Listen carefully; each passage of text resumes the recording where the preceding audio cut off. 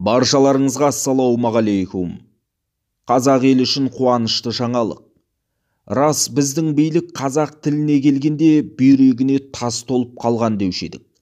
Әлі де сондай адамдар отырғанын білеміз, билікте.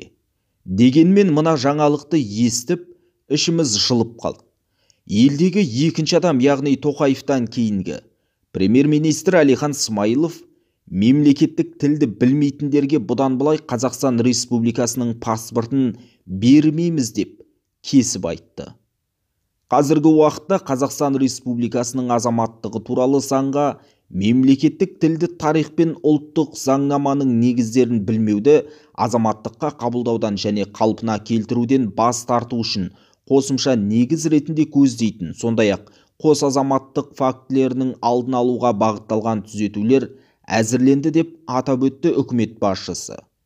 Өткенде ғана көршілес жатқан Ресейдегі мобилизациядан қашқандар біздің елімізді паналамақ болған еді. Путин оларды қашқын деп айыптады. Егер олар Қазақстан азаматы боламыз деп келген жағдайда алдағы күндері не болмақ деп уайымдағанымыз да рас. 30 жыл өтсе де Петропавл, Павлодар атауын ауыстыра алмай отырған билік топырлаған орыстарға шамамыз келмес деген болар. Әйтеуір ақылға қонымды бір заң қабылдауды жөн деп шешкен екен.